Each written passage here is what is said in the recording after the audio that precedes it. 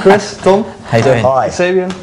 Still the best rock band in the world? Yeah. Thank you. Thank you. No, that was a question. If you're still Yes. yeah. Yes. Okay, good. No, Good. right, that's done. Next one. That's done. Yeah. Yeah, Chris. First question is for you. Yeah. I was wondering, do you remember the time when you first met Tom? I remember, not probably met him, but the first time I saw him, we went to school together, and we weren't in the same class, but we were in the same area. And he used to always come through like, he was singing like Leicester City songs and just been a bit of a nuisance really. I thought, who's this guy, you know? But then first time I properly met him, you know, yeah, I do. He was just, you know, bang into his kind of Wu-Tang Clan and his, you know, Cypress Hill and, you know. Jungle. So he was always, whatever, he was always, you know, rapping and doing loads of stuff. So that's how we got to know him, you know, properly, me and Serge, and decided, you know, well, just got him in to do some singing on the demos, you know. It's mental. Did you all share the same interest in the same genre of music from the start? Well, it was weird because I was into drum. You know, it's big. This is because like Serge and Chris were like, you know, big Oasis fans, and I was like into drum and bass music. You know, street poet and stuff like that. You know, and you know, I was banging to my graffiti and but I knew Britpop music was around and stuff, and you know, I suppose my first band I really fell in love with was Ocean Colour Scene. I loved them, and Serge and did with like Oasis for you, and knew like Oasis really big, you know, and then it kind of changed. I got into a band, but I was brought up on soul music, Motown music, and Patsy Cline and things like that, and you know, so I've always been into urban music kind of thing, black culture music, whatever, or drum and bass or whatever it is, you know, just something dangerous about it. And then it just kind of merged, and we just, you know, I was always aware of rock bands and stuff. So yeah, we're here now. So how did you get in contact with that black music, the Motown? It was just because I was young. My dad was into my dad loved Motown when he was probably my age, you know, or younger. Northern Soul And Green Onion and things like that, and you know, I just loved it. You know, I thought it sounded wonderful to my ears, and things like Benny King and, you know, the Commodores and just stuff like that was amazing. You know. Do they still find? Do those influences still find its way into your singing or your? Well, yeah, music? I suppose it does. Yeah, you know, yeah, it does. Yeah. When you started off in 1999 as Kasabian? 97. 97 already. We started the band in 97, didn't we? Yeah, as a different band name, but the same people. Yeah. Were there enough opportunities for young musicians to make a career back then?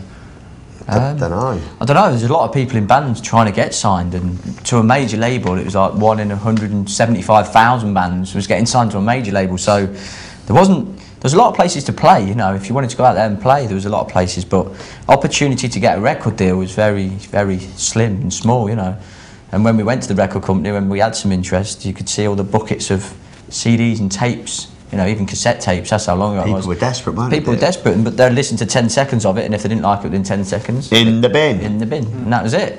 And, you know, so there was a lot of opportunity, but very small spaces. Yeah, I mean, we come from that generation when Britpop was coming on the way out, you know, we were like, Jesus Christ, we were like... I mean, we formed the band when we were... I think I was 16. I swear I was. 16. 16.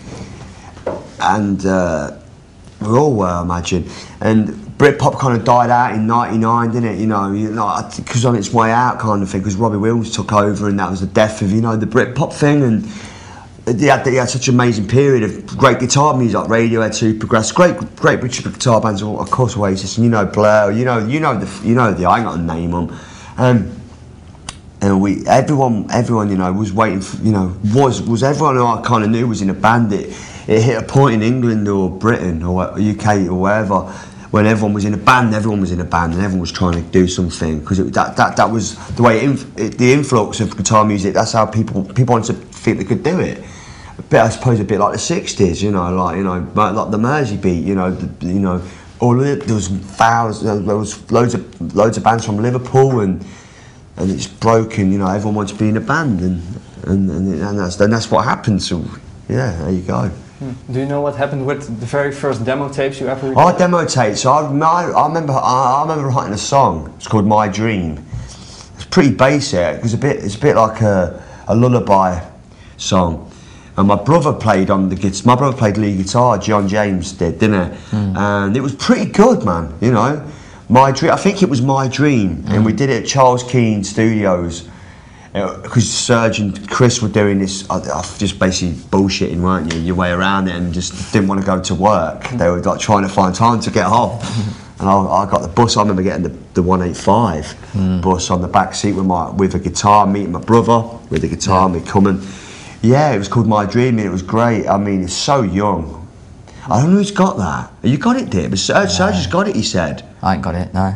I ain't got a lot of the stuff that we did when we were younger, when we were a different band.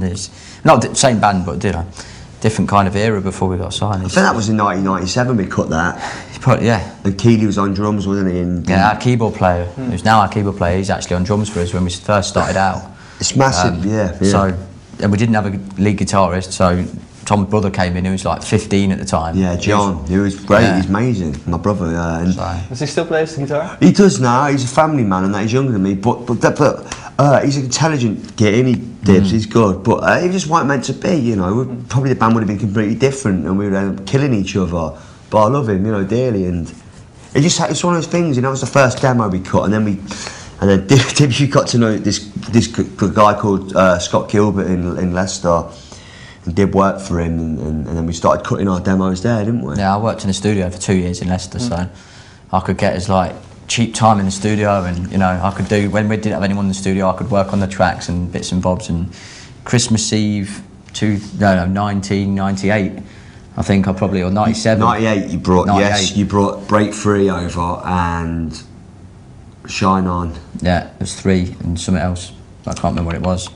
It was, wasn't it? It's killing it. But it was, you know, it was a good... Remember that, Christmas Eve? Christmas Eve, I drove it round to everyone's house. Yeah, that was amazing. I remember showing my parents, and I listened to that, and they were like, "Oh, it's amazing," you know. But did they like that from the start? Of course they did. They were good. They're good people, man. So it was just hearing your first proper demo was like, and it's probably the shittest thing you've ever heard. The recording, you know what I mean? It's probably just back going, "Oh, that sounds awful," but you know, we had something about us, and you just knew, even though it was a blatant rip-off of whatever we were listening to at the time, you know, Britpop or whatever, that didn't matter. There was just a feeling about it, and then I just don't know, it just works, and it was meant to be. It was fate. Fate brought us here, you know. Look. I'm not having that way. Everyone says, look, you know, right place, right time. No, it's fate. Fate brought us to this room in Amsterdam, you know.